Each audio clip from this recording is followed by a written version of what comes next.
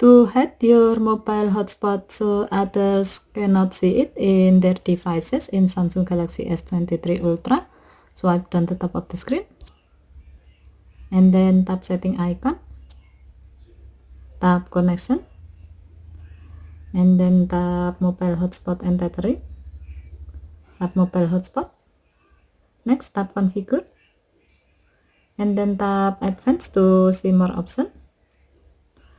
Next, tap the gray on option next to hidden network to enable this option. The switch turns blue when it's on.